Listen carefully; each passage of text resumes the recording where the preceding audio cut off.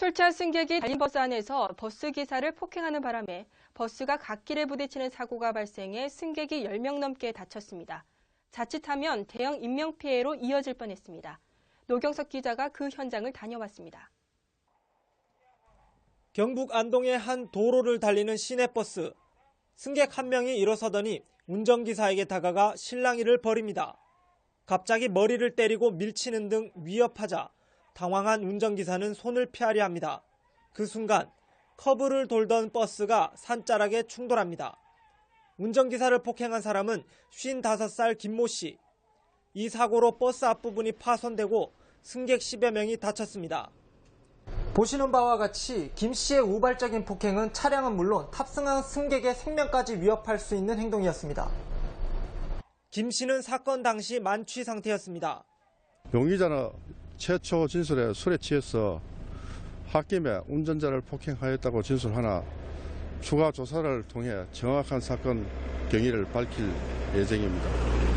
김 씨는 내려야 하는 정류장을 그냥 지나쳐 화가 났다고 주장했지만 미리 내리겠다는 의사표시를 하지 않은 것으로 알려졌습니다. 매일신문 노경석입니다.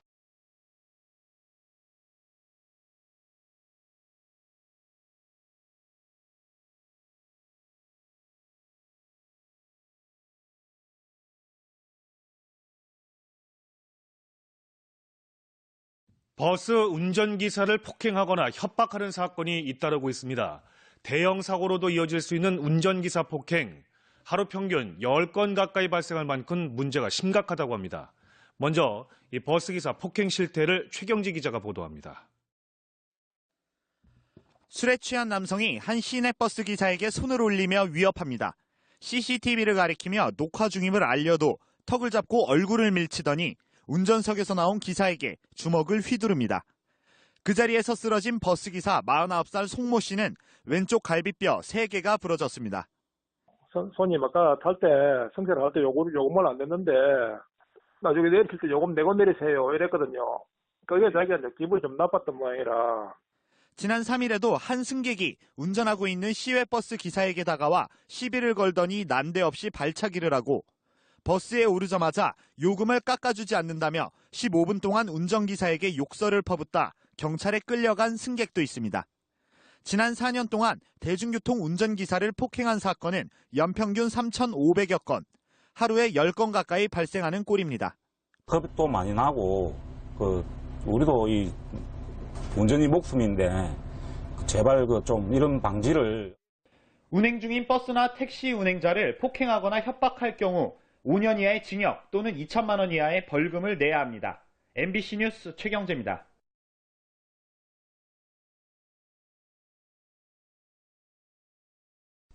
달리는 시내버스 안에서 40대 남성이 운전기사와 승객을 폭행한 아찔한 사건이 발생했습니다. 가방에서 악취가 나니 신문을 깔아달라는 운전기사의 말에 무차별 폭행을 저질렀습니다. 보도에 김찬년 기자입니다.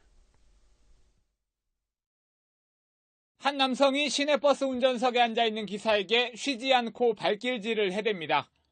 버스가 달리기 시작하자 이번에는 승객을 쉴 새 없이 때립니다.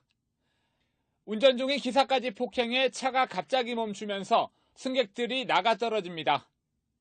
무차별적인 폭행은 버스가 경찰서 앞에 멈출 때까지 10분 동안이나 계속됐습니다.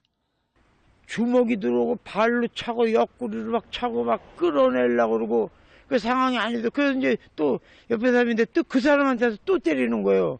그 상황을 가면서 이제 올라가면서 맞으면서도 경찰서까지 끌고 간 거예요. 그렇게 된 거예요. 폭행 사건이 일어난 시각은 오늘 오전 8시 50분쯤. 서귀포시 삼매봉에서 버스에 탔던 44살 양모 씨가 기사와 승객을 폭행해 모두 4명이 다쳤습니다. 낚시 미끼가 든 가방에서 악취가 나니 다음 손님을 위해 의자에 신문을 깔아달라는 기사를 폭행하고 이를 말리던 승객에게까지 무차별 폭력을 휘두른 겁니다. 나는 기분이 하나 나쁘더라고 앉아있는데 화가 나갖고 거듭차고 뒤통수 몇 번 손 찍어냈지만 얼굴 때 이빨 때리고 그런 건 없지요. 경찰은 밤낚시를 하면서 잠을 제대로 못 잔 양 씨가 예민한 상태에서 홧김에 폭력을 휘두른 것으로 보고 운전자 폭행 등의 혐의로 구속영장을 신청할 예정입니다. MBC 뉴스 김찬년입니다. 버스 뒷문에 서 있던 40대 남성이 화가 난 듯 운전기사에게 다가갑니다. 그리고는 버스기사를 향해 삿대질하고 멱살을 잡고 흔듭니다. 그래도 화가 풀리지 않은 듯 들고 있던 책으로 머리를 내려치고 머리채를 잡고 마구 흔듭니다. 운행 중인 시내버스 기사를 막무가내로 5분 동안 폭행한 남성은 49살 강모 씨. 소주 한 병 반을 마시고 버스를 탄 강 씨가 폭력을 휘두른 건 이것 때문이었습니다. 바로 자신이 서야 할 곳에 버스를 세우지 않았다는 이유 때문입니다. 하지만 버스기사는 강 씨가 벨을 한참 지나 눌렀다고 말합니다. 배를 안 눌리고 자기가 내릴 곳을 지나니까 막 욕을 하면서 그냥 막 손찌검을 하더라고요. 막 사정없이 막 들이패는데. 버스기사는 폭행을 당하는 가운데도 가까스로 주차 브레이크를 당겨 대형 사고는 막을 수 있었습니다. 당시 버스에는 승객 10여 명이 타고 있었습니다. 운전은 특가법상 운전자 폭행 특가법으로처럼 특정범죄 가중처벌하는 법률이 바르고 막 운전자 폭행이라는 게 있어요. 경찰은 강 씨를 불러 조사한 뒤 형사처벌할 방침입니다.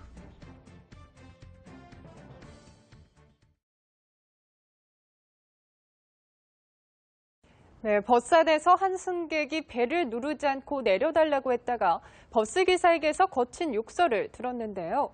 지자체에게 민원을 제기했지만 이 처벌을 기대할 수 없자 결국 모욕죄로 검찰에 고소했습니다. 박현우 기자입니다.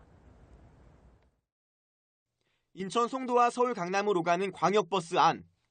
버스기사가 거칠게 욕설을 하기 시작합니다. 배를 뻘로 만들어놨냐고. 승객이 벨을 누르지 않고 내려달라고 했다는 이유에서입니다. 듣다 못한 다른 승객들이 말려보지만 아저씨 그만하세요. 쌍욕까지 하는 사건 없어요 정말요. 그래도 거친 말은 계속됩니다. 휴일날 일하는 것도 짜증나 죽겠는데 벨 누르면 버스가 안 서냐고. 나 진짜 이 지하철이야 이게? 버스에 탄 승객들은 황당하고 기분이 상할 수밖에 없었습니다. 네, 쓰는데 왜 안 쓰느냐. 네네네. 그렇게 얘기했더니 이제 그때부터 이제 시작한 거죠. 이제 그때부터 그냥 그 말밖에 안 했어요. 그분 옆에 외국 사람들도 타고 있는데 어쩌면 그렇게 소리를 지르고 그렇게. 욕설을 들은 승객은 버스 회사 소재지인 인천시와 연수구에 민원을 제기했지만 처벌을 기대하긴 어려운 상황입니다. 버스 기사분들의 기사 불친절에 대해서는 여객자동차법에 처벌할 수 있는 근거가 좀 많이 희박해요. 그게 좀 불신등감이 문제가 있긴 합니다. 결국 이 승객은 버스기사를 모욕죄로 처벌해달라며 검찰에 고소장을 냈습니다. 연합뉴스TV 박현우입니다.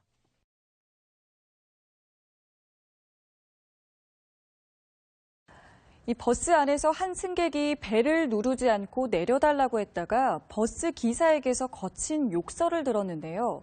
지자체에 민원을 제기했지만 처벌을 기대할 수 없자 결국 모욕죄로 검찰에 고소했습니다. 박현우 기자입니다. 인천 송도와 서울 강남으로 가는 광역버스 안. 버스기사가 거칠게 욕설을 하기 시작합니다. 배를 뻘로 만들어놨냐고. 승객이 벨을 누르지 않고 내려달라고 했다는 이유에서입니다. 듣다 못한 다른 승객들이 말려보지만 아저씨 그만하세요. 쌍욕까지 하는 사건 없어요 정말요. 그래도 거친 말은 계속됩니다. 휴일날 일하는 것도 짜증나 죽겠는데 벨 누르면 버스가 안 서냐고. 나 진짜 이 지하철이야 이게? 버스에 탄 승객들은 황당하고 기분이 상할 수밖에 없었습니다.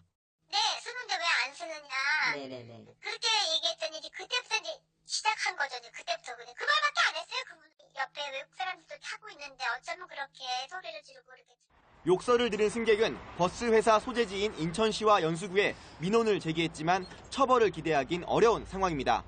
버스 기사분들의 기사 불친절에 대해서는 여객자동차법에 처벌할 수 있는 근거가 좀 많이 희박해요.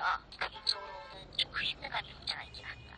결국 이 승객은 버스기사를 모욕죄로 처벌해달라며 검찰에 고소장을 냈습니다. 연합뉴스TV 박현우입니다.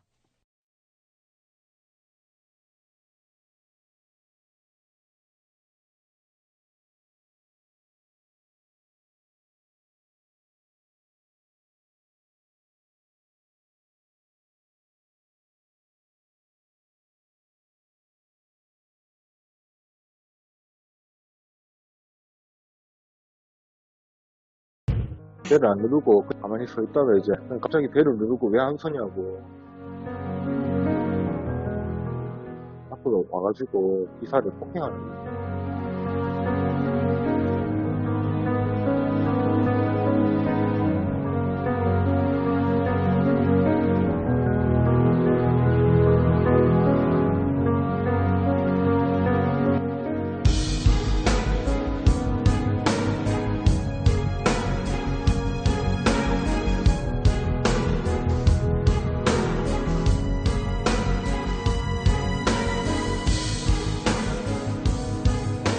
시민을 상대로 해가지고 자기 잘못 따지고 하는 그런 입장은 안 되잖아요. 그러니까 의뢰 입장에서 그냥 이런 사람 저런 사람 다 했다가 그렇게 얘기하면서 그냥 웃고 넘기시는 분들 많거든요.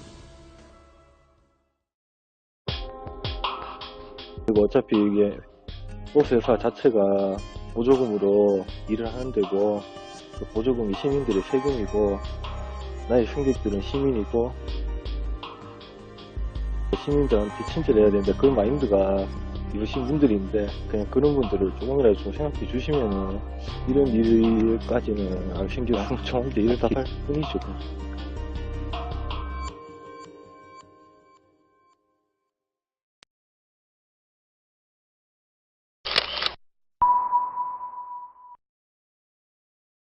도로 위에 멈춰선 버스 앞으로 순찰차 한 대가 들어옵니다.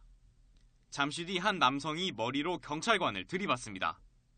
버스에서 난동을 부리는 승객을 경찰이 끌어내다 몸싸움이 벌어졌습니다. 수갑 뒤로 이렇게 차가지고 뒤로 이렇게 있는 상황에서 막 밀치거나 하곤 했죠. 이렇게 몸부림치고 이러긴 했어요. 많이 애먹으셨어요. 그 두 분 갖고는 못 하시더라고요. 44살 이모 씨가 달리던 시내버스에서 난동을 부린 건 지난달 26일. 이 씨는 퇴근 인파로 붐비던 저녁 시간에 시내버스에 올라타 버스기사를 일방적으로 때렸습니다. 앞차가 자신을 태우지 않고 가버렸다며 뒤따라온 애꿎은 다른 버스기사에게 화풀이 한 겁니다. 정류장에서 버스에 올라탄 이 씨가 난동을 부리면서 버스는 20m를 채 가지 못하고 이곳에 다시 멈춰섰습니다. 15분 동안 계속된 이 씨의 폭행으로 기사 40살 김모 씨가 다치고 버스 단말기와 유리창도 부서졌습니다. 핸드폰으로 이제 막 위협을 주더라고요. 때릴것처럼 막 앞에 단말기 막 부시면서 유리창 깨면서 욕하다가는 그때부터 시작해 갑자기 주먹이 날라오더라고요. 아이고. 이 씨는 경찰이 출동한 뒤에도 격렬하게 저항하다 결국 테이저건을 맞고 붙잡혔습니다. 결론은 술이 챈 거죠. 뭐 몇 년씩 안 하고 술 챘으니까 이제 앞에 차가 먼저 가니까 이제 안 태우고 가니까 이제 뒷차한테 화풀이 한 거죠. 경찰은 버스기사를 때려 다치게 한 혐의로 이 씨를 구속해 조사한 뒤 사건을 검찰에 넘겼습니다. YTN 이경국입니다. 서귀포시에서 한 승객이 시내버스 기사와 승객들을 무차별 폭행해 4명이 다치는 사건이 발생했습니다. 10여 분간 계속된 폭행에 휴일 오전 평화롭던 버스 안은 공포의 도가니가 됐습니다. 김동훈 기자입니다. 한 남성이 버스기사를 막무가내로 폭행합니다.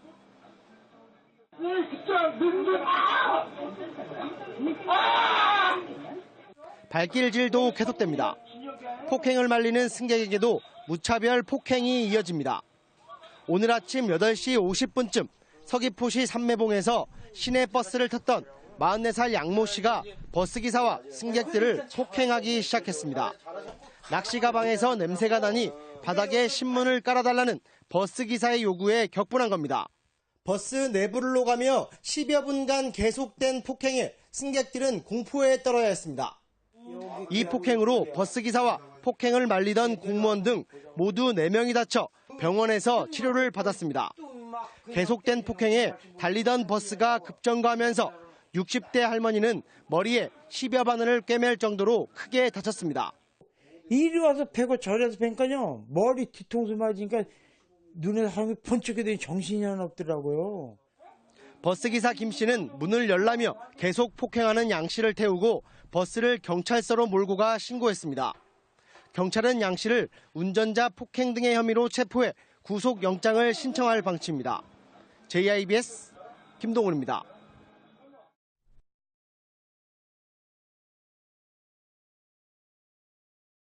운전 중인 버스기사가 승객으로부터 폭행당하는 사건이 또 일어났습니다. 대로를 달리던 중이었는데 만취한 승객이 난동을 부린 겁니다. 이재욱 기자입니다. 만취한 70대 승객이 운전 중인 시외버스 기사에게 다가와 시비를 걸더니 난데없이 발차기를 하고 운전대를 잡고 있던 한쪽 팔을 마구 잡아당깁니다. 날벼락을 맞은 기사는 급히 버스를 세우고 놀란 승객들이 다가옵니다. 뭐가 사고 난다고 보니까 얼굴 보니까 막 피가 나더라고요. 기사를 때린 승객은 인근에서 축산업을 하는 70살 고모 씨. 버스 안에서 다른 승객들의 제지를 받다 신고를 받고 출동한 경찰관들에 의해 현장에서 체포됐습니다. 동네 야유회를 갔다 소주를 8병이나 마시고 만취 상태로 버스에 탔다. 기사에게 내부 조명을 꺼달라. 차가 덜컹거린다는 등 시비를 걸고 폭력을 휘두른 겁니다. 너무나 술 많이 먹어서 기억도 잘 안 나겠다. 당시 버스는 왕복 4차로를 달리고 있었고 황급한 나머지 미처 갓길에 세우지도 못해 대형 사고로 이어질 수도 있었습니다. 시내버스는 기사들의 신변 보호를 위해 6년 전부터 운전석 주위 칸막이 설치가 의무화됐지만 시외버스와 고속버스에는 아직 이런 규정이 없습니다. 운행 중인 버스나 택시기사들을 때리는 폭행 사건은 지난 3년 동안 해마다 3,000건 넘게 발생했습니다. MBC 뉴스 이재욱입니다. 다음 소식입니다. 운행 중이던 버스에 돌을 던지고 그 돌을 확인하려던 버스 운전기사를 폭행한 40대 남성이 경찰에 붙잡혔습니다. 경찰이 조사를 해봤더니 이 남성은 지난 1월에도 같은 버스기사를 폭행한 적이 있었습니다. 무슨 일이 있는 것이길래 길기범 기자가 단독 보도합니다. 한 남성이 버스를 향해 무언가를 던집니다. 버스기사가 차를 멈추고 밖을 확인하는 순간 이 남성이 다가와 다짜고짜 멱살을 잡습니다. 이어 버스 위로 올라오더니 기사의 목까지 조르기 시작합니다. 보다 못한 승객들은 이를 말리고 경찰까지 출동했지만 이 남성은 욕설을 퍼부으며 난동을 부립니다.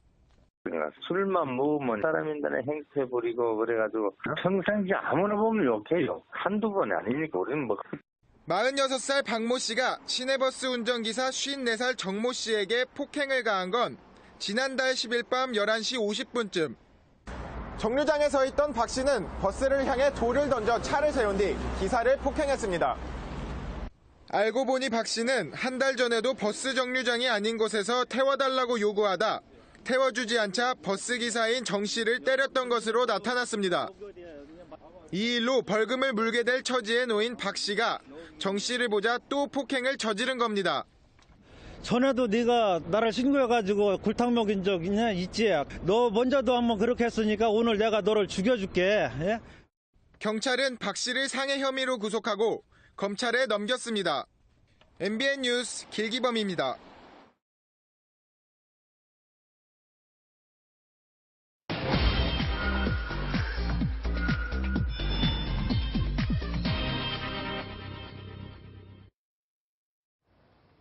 한 여성이 70대 할머니를 버스 안에서 마구잡이로 폭행하는 동영상 주말 내내 인터넷을 아주 들끓게 했는데요. 문제의 여성이 어제 경찰에 검거가 됐다고 합니다.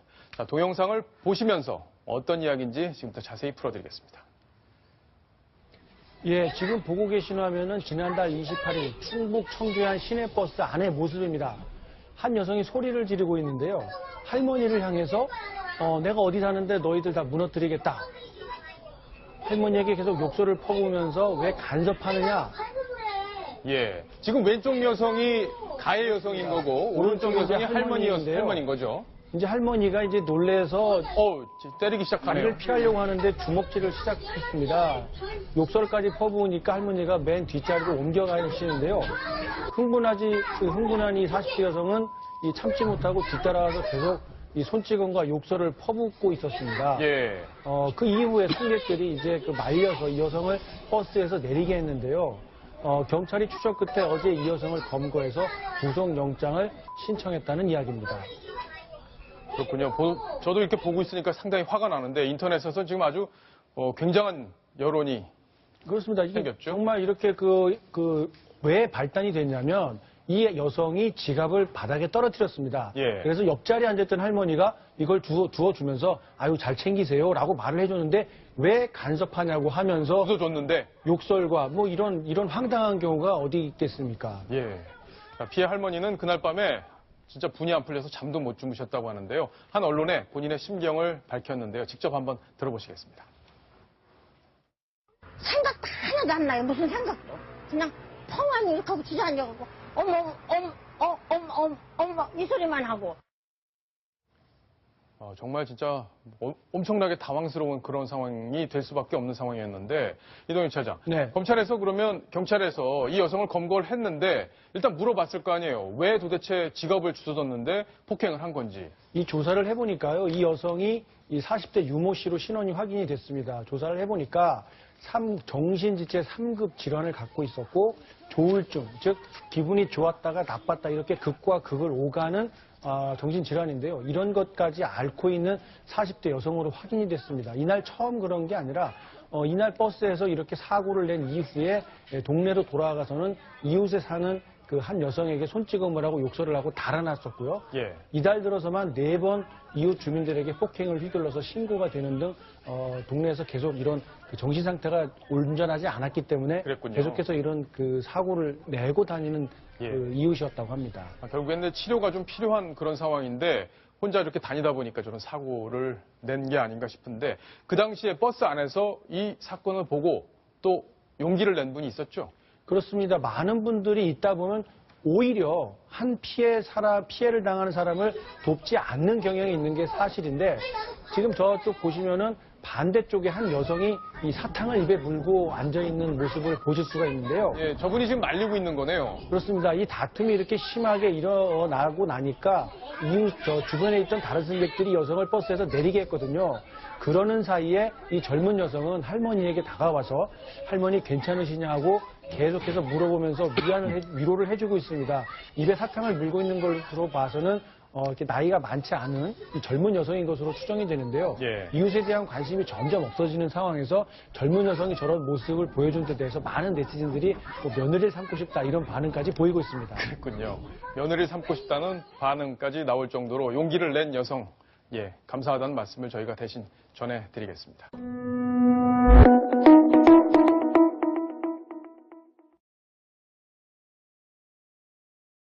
원장 어딨어?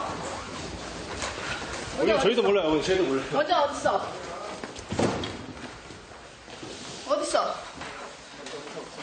나와. 나와!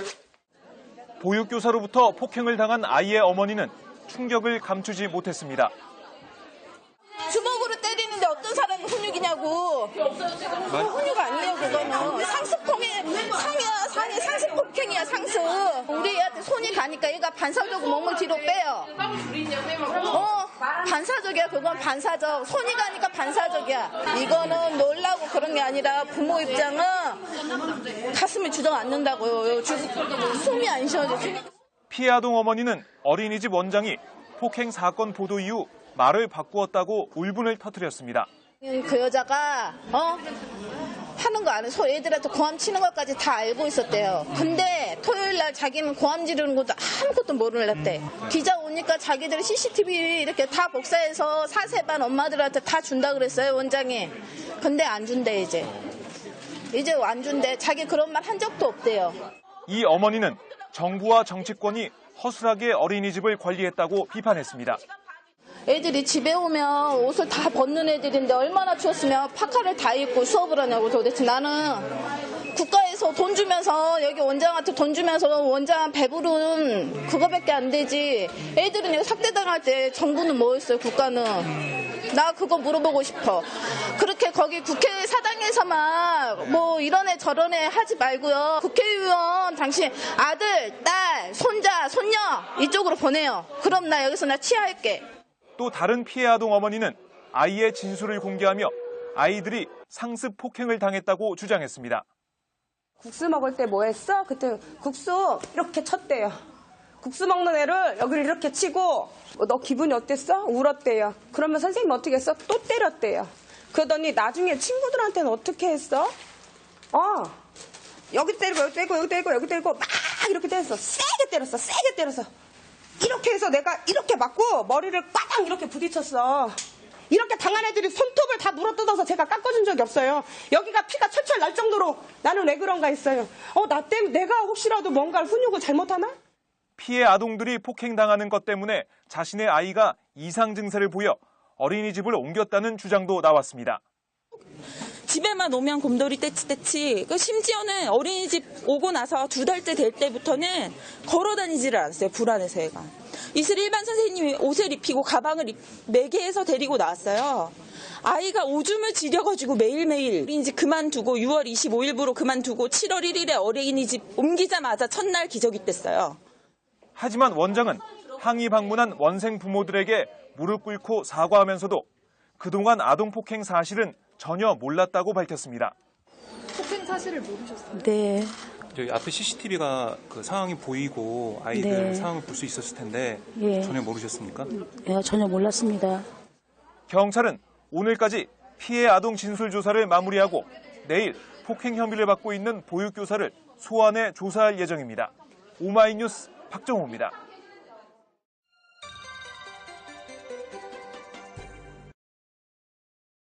인천 어린이집 폭행 사건을 계기로 경찰이 아동학대 전수조사에 나섰죠. 추가 피해 사례가 끊이지 않고 있는데요. 이번에는 인천의 다른 어린이집에서 4살 배기에게 주먹질을 하는 CCTV 영상이 공개됐습니다. 화면 함께 보시죠. 보육교사가 손을 이렇게 지켜들자 얼굴부터 가리고 뒤로 움찔하는 아이. 잠시 뒤 이어진 주먹질에 결국 뒤로 나가서 떨어지게 됩니다. 인천 부평의 한 어린이집 CCTV에 담긴 영상인데요. 폭행 장면은 또 있었습니다. 무언가를 가르치던 보육교사가 갑자기 아이의 머리를 쥐어 박게 됩니다. 힘없이 뒤로 넘어진 아이는 겁에 질렸는지 일어나지 못합니다. 대체 어떤 잘못을 했길래 아이들에게 손찌검을 한 걸까요? 색칠을 제대로 못하거나 샐러드를 먹지 않았다는 게 이유였다고 합니다. 설마 내 아이도 학대를 당하고 있는 건 아닐까? 걱정스러운 마음으로 CCTV를 열람했던 학부모들의 마음은 어땠을까요? 들어보시죠.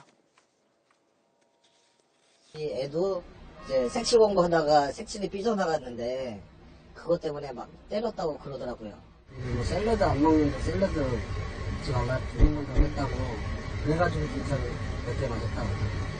이제는 더 이상 이게 내 아이만의 일이 아닙니다. 이거는 대한민국 모든 아이들의 일이고요. 그다음에 또 앞으로 또 누군가의 엄마가 될, 누군가의 아빠가 될 사람들, 우리 모두의 미래의 일이라고 생각을 합니다.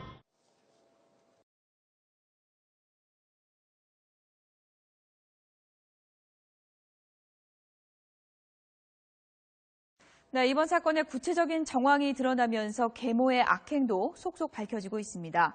계모가 8살 아이를 죽음에 이르게 한 것도 모자라서 친언니에게 죄를 뒤집어 씌웠고 또 친아버지는 동생이 숨져가는 모습을 촬영해서 언니에게 보여줬다는 진술까지 나왔습니다. 이번에 검찰이 계모에게 살인이 아니라 상해치사 혐의를 적용하면서 논란이 커지고 있는데요. YTN이 사건 피해 어린이의 담당 변호사와 전화 인터뷰를 했습니다. 들어보시죠. 아버지가 장례식장에서 너 동생이 이렇게 죽었다, 죽기 전 모습이다라면서 보여줬다고 하거든요. 네. 근데 그 안에 언니가 어떤 모습이 있었는지에 대해서 너무나 생생하게 묘사를 했었고, 네. 그렇기 때문에 없는 이야기를 지어내서 할 리는 없는 거예요. 그래서 예. 실제로 동영상은 있다고 생각을 합니다. 갈비뼈를 부려서 피해를 찌르면은 그 자리에서 쇼크사합니다. 네. 그렇지만 내부 장기가 파열되면은 2시간 정도 시간이 걸려요. 예. 그 논리라면 예를 들면 흉기를 가지고 사람을 죽이기 위해서 찔렀어요. 그래서 중환자실에 있다가 3일 뒤에 사망했어요. 예. 그러면은 그거는 상해치사입니까? 살인입니까? 예. 살인이죠. 이 사건이야말로 전형적인 미필적 고의에 의한 살인입니다.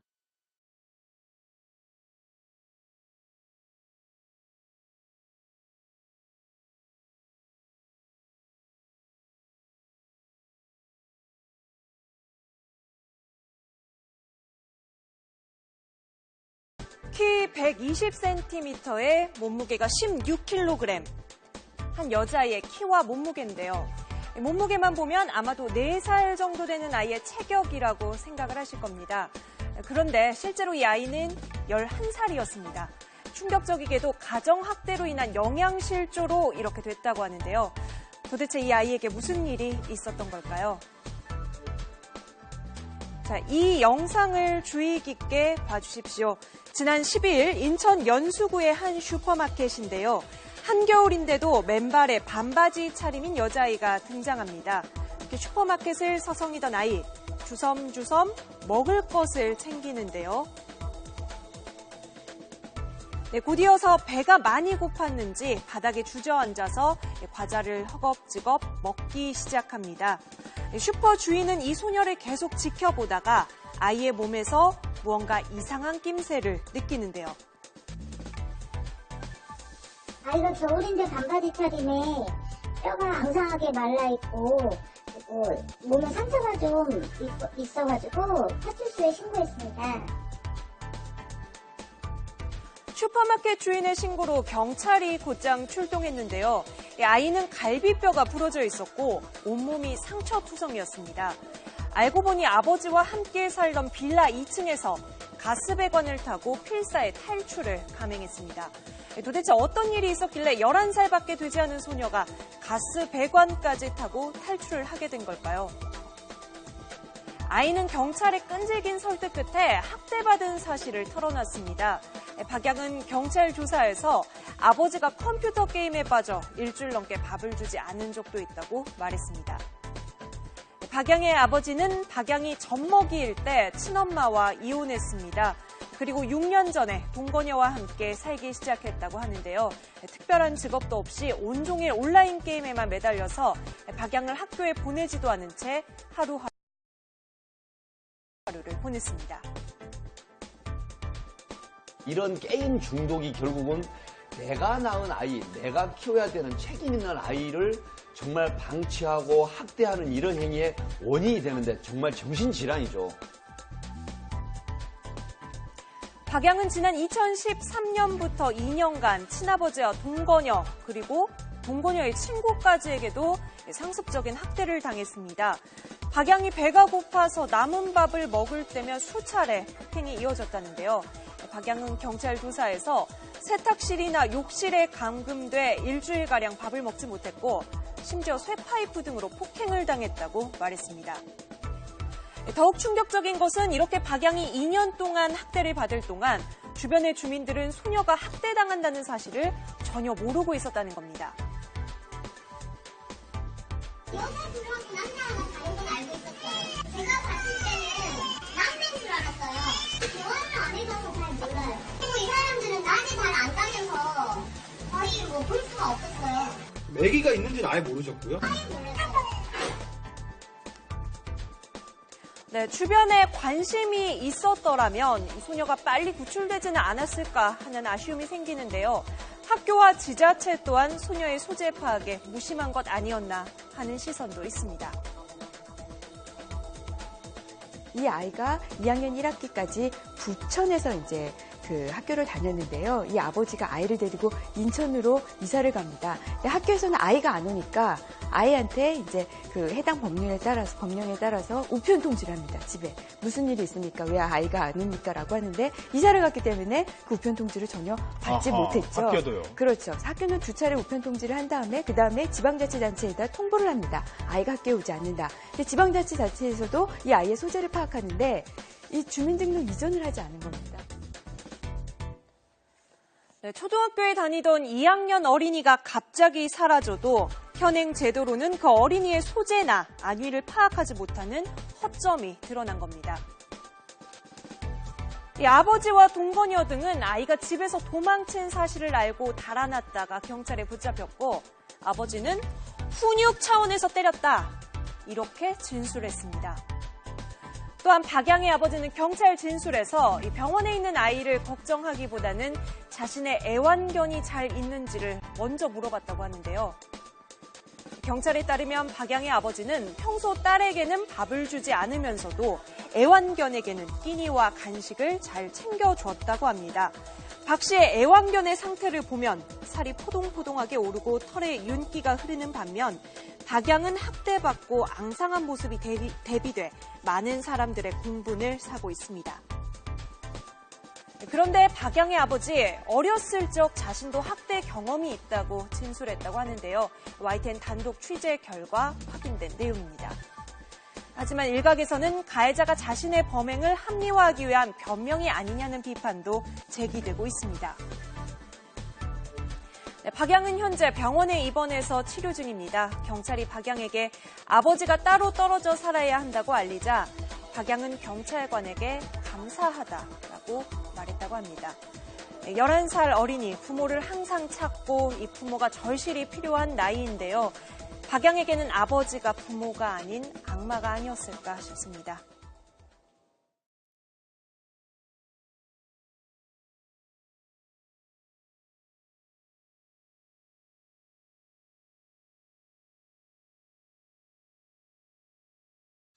지난 연말 친아버지가 11살 소녀를 학대한 사건이 아직도 기억에 생생한데요. 이번엔 5살 난 어린 딸을 폭행하고 뜨거운 물까지 부은 20대 친엄마 소식이 들어왔습니다. 법원이 친권 상실을 선고했습니다. 변진석 기자입니다. 지난해 6월 인천의 한 종합병원에 5살 A양이 혼수 상태로 실려왔습니다. A양은 몸속 혈액이 부족한 허혈성 쇼크 상태로 온몸엔 멍이, 하체에는 심한 화상 자국이 있었습니다. 발작이 여러 차례 있었고 이제 의식이 없는 상태였었기 때문에 그게 가장 중한 상태였었고 내 안에 출혈 소견이 보였었고요. 병원 측은 아동학대를 의심해 즉각 경찰에 신고했습니다. 경찰 조사 결과 A양의 엄마 28살 김모 씨는 말을 듣지 않는다는 이유로 A양을 나무로 된 효자손 등으로 상습 폭행한 것으로 드러났습니다. 또 A양의 다리와 허벅지에 뜨거운 물을 부어 이동상을 입히기도 했습니다. A양은 치료를 마치고 아동보호 전문기관에 옮겨져 보호를 받고 있습니다. 검찰은 지난해 10월 엄마 김 씨를 기소하면서 친권 상실을 함께 청구했고 인천지법은 이를 받아들였습니다.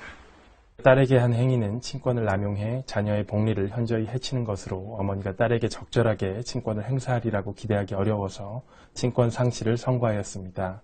친권자인 부모에 의한 아동학대는 연간 8천여 건으로 집계되며 이는 전체 아동학대의 80%를 넘는 수치입니다. KBS 뉴스 변진석입니다. 네, 지난해 10월에 발생한 울산 계모 학대 사건의 대법원 선고가 어제 있었습니다. 입양한 딸에게 상상조차 하기 힘든 가혹 행위를 저질러 결국 죽음에 이르게 한 일이었죠. 먼저 어떤 사건이었는지 되짚어보겠습니다. 2013년 12월 당시 14개월이던 딸을 입양한 김 씨. 말을 듣지 않는다며 수시로 아이에게 손찌검을 해왔는데요. 학대는 점점 심해져 옷걸이 지지대로 사용하는 쇠파이프까지 아이에게 휘둘렀습니다. 잘못했다고 비는 딸이 넘어지면 다시 일으켜 세워 때렸다고 하는데요. 여기서 끝이 아니었습니다. 매운 고추를 물에 담가 강제로 떠먹이고 딸을 화장실로 데려가 찬물을 끼얹었습니다. 어른도 견디기 힘든 가혹 행위를 당한 아이는 결국 이튿날 병원에서 숨졌습니다. 부검이 말에 따르면 딸의 심장에는 피가 거의 남아있지 않았다고 하는데요. 이 사건을 수사했던 경찰의 말을 들어보겠습니다. 피해자의 엉덩이, 허벅지, 팔 등 전신을 수십 회 폭행하고 갱막 하출혈, 다발성 출혈 등으로 사망에 이르게 한 것을 확인하였습니다. 조용히 하라고 고함을 치고 피해자를 바닥에 집어 던지면서 하는 말이 쟤 때문에 되는 일이 없다. 집에 들어오고 난 후부터 재수가 없다. 네, 아이가 숨진 뒤에도 양 어머니는 반성은커녕 범행을 부인했습니다. 하지만 1, 2심 결과 살인죄가 인정됐고요. 징역 20년이 선고됐는데요. 어제 대법원의 판단도 다르지 않았습니다.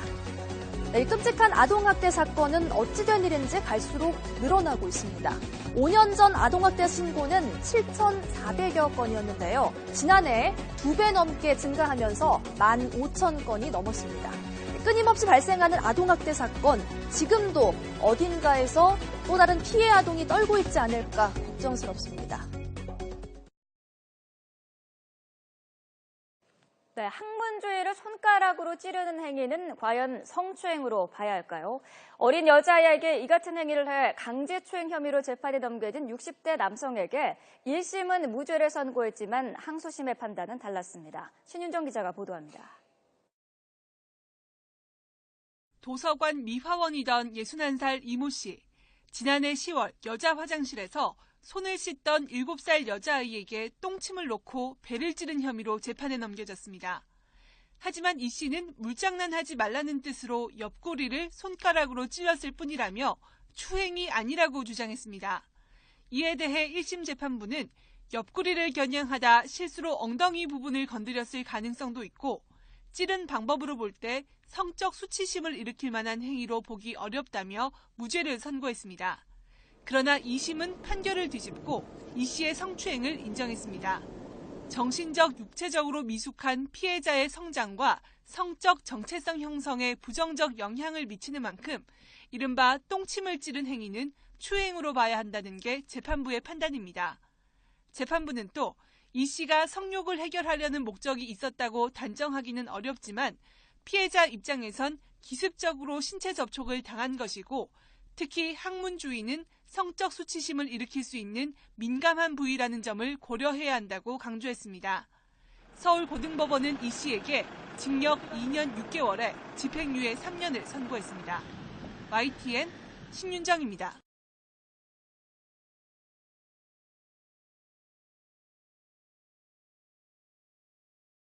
처제를 미성년자 시절부터 상습 성추행한 형부에게 일부 무죄가 선고됐습니다. 네, 피해자가 추행을 예상할 수 있었는데도 적극 제재하지 않았다는 이유 때문인데 이 판결을 둘러싸고 논란이 일고 있습니다. 박광렬 기자의 보도입니다. 39살 조모 씨는 지난 2004년 자신의 집 안방에서 잠들어 있던 처제 A씨의 은밀한 부위를 만지는 몹쓸 짓을 했습니다. 당시 처제의 나이는 고작 14살. 하지만 이게 끝이 아니었습니다. 2012년에는 아프다는 핑계로 안마를 받다가 속옷을 벗어 성기를 보여주는가 하면 2년 뒤에도 잠을 자려던 처제의 은밀한 부위를 추행했습니다. 심지어 처제가 다른 방으로 피한 뒤에도 이불을 덮어주는 척 엉덩이와 골반을 만졌습니다. 결국 범행이 탄로난 형부 조 씨는 강제추행 혐의로 재판에 넘겨져 징역 2년 6개월이 선고됐습니다. 하지만 성기 노출과 이불을 덮어주는 척 몹쓸 짓을 한 행위에 대해서는 무죄가 선고됐습니다. 재판부는 형부 조 씨가 다른 방으로 피해자를 따라간 점으로 미뤄 범행이 충분히 예상 가능했고 피해자가 적극적으로 제지하지 않았다는 점 등을 고려할 때 강제추행으로 인정하기 어렵다고 밝혔습니다.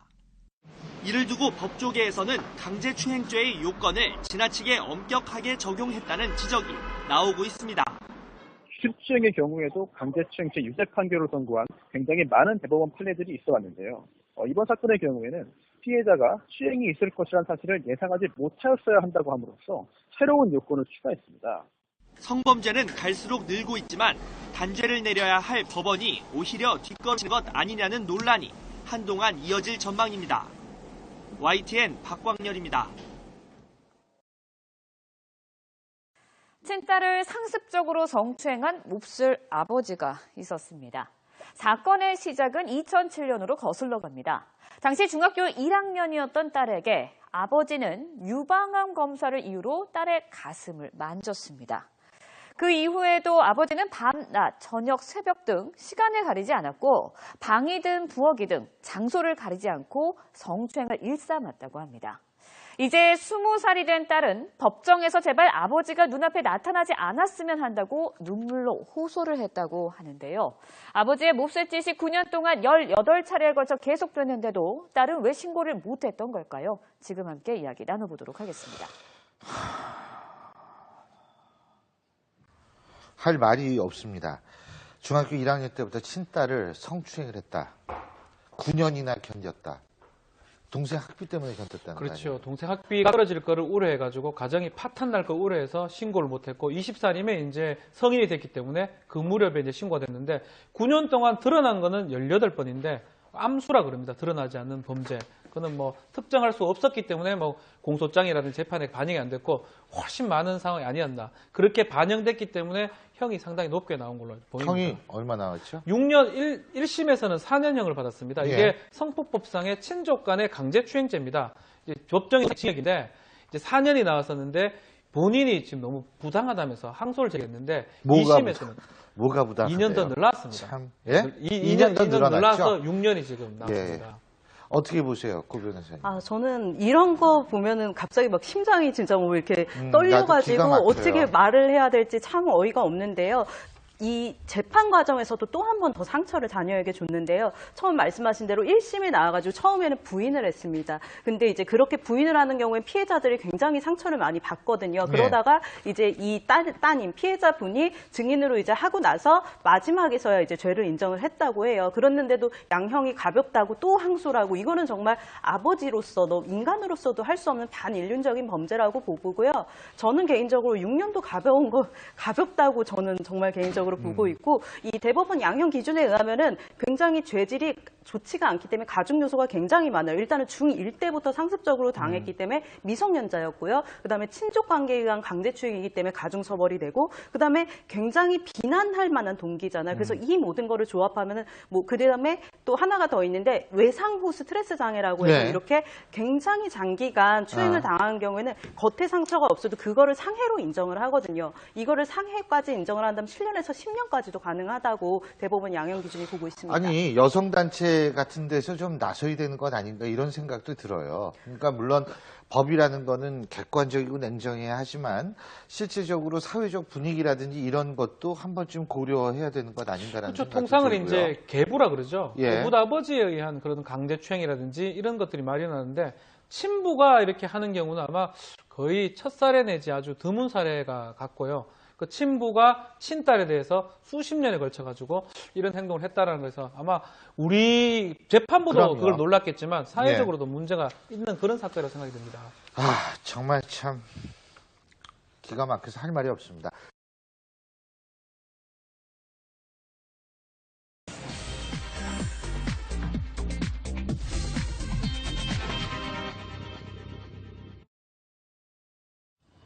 저희가 지난주에 영화 촬영 도중 상대 배우에게 성추행을 당했다 이렇게 주장하면서 고소를 한 여배우 관련 소식을 전해드렸었는데 오늘 새로운 이야기가 나왔습니다. 이 여배우가 언론 인터뷰를 했는데 아주 당시의 정황을 자세히 풀어놨습니다. 이 정황 이야기 이남희 차장과 함께 자세히 해보겠습니다. 이남희 차장. 네. 자, 이 새로운 얘기인데 그동안은 여배우가 구체적으로 어떤 내용 진술을 하지 않았었는데 나왔죠? 일단은 상의에 단추가 뜯어질 정도로 성추행을 당했다. 영화 촬영 도중에. 영화 촬영 도중에 남편이 아내를 폭행하는 장면이었는데 예. 여기에서 대본에 없던 장면을 과하게 남성 배우가 하면서 이렇게 성추행했다. 이렇게 주장한 것이 지난 2일이었는데요. 바로 서울의 금천경찰서에 신고가 된 상황이었습니다. 근데 이 여배우가 오늘 한 신문과 인터뷰를 하면서 당시 상황에 대해서 좀 더 자세한 그 근거를 얘기를 했는데 저도 이 인터뷰를 읽어보고 정말 좀 안타까웠습니다. 그 인터뷰에 대해서 지금 뉴스톱10 팀에서 좀 구성을 음성으로 하고 저희가 있는데. 재구성을 일단 해봤는데 이제 언론 인터뷰 내용을 저희가 이 인터뷰 나온 것을 성우의 목소리로 재구성을 한 겁니다. 직접 한번 들어보시겠습니다. 절대 평범한 애드리브가 아니었어요. 전 경력이 10년이 넘은 배우고 연기를 위한 애드리브와 성추행을 구분 못하는 사람도 아니에요. 촬영에 들어가기 전에 얼굴 위주로 찍기로 하고 하반신은 드러나지 않으니 신육만 하기로 했습니다. 그런데 촬영에 들어가자 B씨는 티셔츠를 모두 찢고 속옷까지 뜯어버렸습니다. 그리고 가격하게 저를 추행해 제 몸에 상처까지 생기는 상황이 됐죠. 몸을 만지면서 억지로 바지까지 벗기려고 했어요. 하체에도 손을 대려고 했고요. 이남희 차장, 네. 이 정도면은 보통 일이 아닌데요? 정말 성추행 영화 촬영이 아닌 거 아닙니까, 이거? 심각한 성추행이라고 볼 수가 있었습니다. 예. 지금 평소에 알려지기로는 어떤 상의의 단추가 뜯어졌다 이거였는데 티셔츠를 입고 있었고 티셔츠가 찢어졌고 또 속옷까지 벗기로 했다. 그리고 하의까지 벗기로 했다. 굉장히 더 구체적인 정황 증거가 나왔고요. 또 몸에 상처까지 입었다. 예. 이렇게 설명을 하고 있습니다. 이게 정말 맞다면 정말 심각한 성추행으로 보입니다. 근데 이게 이제 스태프들이 지금 우리 사파에서도 보고 있지만 네. 촬영을 이렇게 하고 있는 장면이었잖아요. 네. 그 상황에서 어떻게 저런 정도의 성추행이 가능하겠느냐 이런 반박 논리도 있었는데 네. 이에 대해서도 설명을 좀 했나요? 설명을 했습니다. 이제 현관하고 거실이 이어지는 복도에서 바로 이 폭행 장면이 촬영이 됐는데 아무래도 이 공간이 좁다 보니까 그 아주 작은 스태프만 남고 모두 화면을 통해서 이 장면을 봤다는 겁니다. 그러니까 카메라 앵글 속에는 그 위에 장면밖에 보이지 않기 때문에 예. 구체적으로 앵글이 잡히지 않는 장면은 전혀 바로 감독들도 볼 수가 없었다는 거죠. 그렇군요. 그래서 이 남자 배우, 문제가 됐던 남자 배우도 앵글에 잡히지 않는 그 화면 밖에서 벌어진 일에 대해서는 굳고 부인을 하고 있다는 거죠. 예. 자, 이 사건이 발생한 직후부터 이 논란이 어떤 식으로 번져갔는지 이 여배우의 인터뷰 내용을 한 번 더 들어보시겠습니다. 감독님이 컷을 외칠 때까지 저는 벗어나려고 발버둥 쳤어요. B씨는 제 목을 조르며 벗어나지 못하게 하는 등 저를 다시 끌고 와서 추행과 약속되지 않은 폭행을 했어요. 컷 후 B씨에게 바로 항의를 했죠. 그분은 사과도 안 하고 내가 연기에 몰입했다. 너도 연기하는 데 도움이 됐지? 이제 다음 장면 찍자고 하면서 입막음에 급급하더라고요. B씨는 며칠 후 저에게 문자로 잘못을 인정하고 하차하기로 했다고 말했어요. 그런데 회식 자리에 찾아와서 왜 내가 하차해야 하냐며 영화사측과 언쟁을 벌이더라고요. 그렇게 참고 참다가 도저히 안 되겠다 싶어 5월 초에 경찰에 신고를 했습니다. 자, 여배우 지금 뭐 정신적으로 충격이 클 텐데 네. 지금 어떤 상황입니까? 지금 두통과 불면증에 시달리고 있다. 이렇게까지 호소를 했습니다. 이 촬영은 지난 4월에 이뤄졌고 결국은 이 남자 배우가 계속 인정을 안 하고 있으니까 결국 5월 달에 경찰에 신고를 하게 된 건데 7월 초에야 이제 이 사건이 알려지게 된 건데요. 결국 영화계에서는 이제 이분이 아주 유명한 여배우는 아니에요. 보니까 저도 알겠더라고요. 아, 네. 예. 그래서 10년 정도 이렇게 했는데 이런 거를 이제 영화계에서 애드리브도 이해 못하는 배우냐 이런 식으로 보는 게 굉장히 고통스러웠다. 그러니까 본인은 이 성추행을 당한 것에 대한 고통 플러스 또 본인이 이런 것도 이해 못하느냐 이런 잘못된 시선들 때문에 정말 더 고통스럽다라고 호소하면서 오늘 인터뷰를 하면서도 계속 눈물을 보였다고 합니다. 그렇군요. 자, 당초 이 가해 남자 배우로 알려졌던 사람이 김보성 씨라는 얘기가 돌았었어요. 네. 그랬죠. 김보성 씨가 의리 강조하시는 그분인데 그분이 맞습니다. 억울하다고 막 얘기도 하고 그랬었던 걸 저 기억하는데 네. 실제로 김보성 씨와 이 영화와 관련이 있는 겁니까? 영화는 관련이 있지만은 김보성 씨는 그분이 절대로 아닙니다. 일단 예. 이 사건을 맡았던 근천경찰서 관계자 저희 기자와 통화를 했는데 김보성 씨가 절대 아니라고 확인을 해줬고요. 이 여배우 A씨 피해자도 오늘 인터뷰에서 김보성 씨는 이번 사건과 전혀 관련이 없다. 이 B씨는 이번 그 문제가 됐던 배우는 영화에서 하차하겠다고 했고 이미 갈렸다. 그랬군요. 이 영화에 이제 출연하지 않는다. 이렇게까지 확인을 해줬고요. 김보성 씨는 보통 의리라는 이미지로 굉장히 그 인기를 끌었는데 본인도 이게 잘못된 정보가 증권가 정보지에 나오면서 예. 굉장히 상처를 입었습니다. 근데 이 영화의 주인공이거든요. 김보성 씨 같은 역할이 정말 부인을 때리는 남편들을 혼내주는 정의의 사도 역할인데 그랬군요. 저 역할로는 나올 수가 없다는 거죠. 예. 굉장히 감독과도 친해서 본인이 흔쾌히 출연료까지 기부하고 이렇게 출연하려고 했는데 이런 문제가 불거져서 굉장히 안타깝다 이렇게 말하기도 했습니다. 예, 여성한 변호사님, 저 정도면은 성추행 정도는 이제 심하다 이렇게 볼 수 있을 텐데 처벌 좀 받아야겠네요, 그러면. 그러니까 유무죄가 지금 엇갈리고 있는데요. 당사자가 자백을 하지 않는 이상 그 당시 정황을 가지고 판단할 수밖에 없고요. 영화계에서 이런 일이 어느 정도 있는지를 조사해야 됩니다. 그리고 조사하고 이 남자 배우의 액션이 과연 어느 정도였는지, 여자 배우가 수인할 수 있는, 참을 수 있는 상태였는지, 그게 중요하고, 근데 한 가지 문제되는 것은 남자 배우가 오히려 카메라가 있는 것을 이용해서, 왜냐하면 거기서 잘못하면 이게 노굿, NG가 나지 않습니까? 이 때문에 그걸 이용해서 한 것이 아닌지, 이런 걸 전부 다 검토해서 유무죄를 우선 판단해야 되고, 만일 유죄로 인정되면은 엄한 처벌을 받아야겠죠. 예, 알겠습니다. 자, 여배우, 성추행을 한 여배우의 간절한 목소리 직접 확인을 해봤습니다. 술 취한 승객이 달린 버스 안에서 버스 기사를 폭행하는 바람에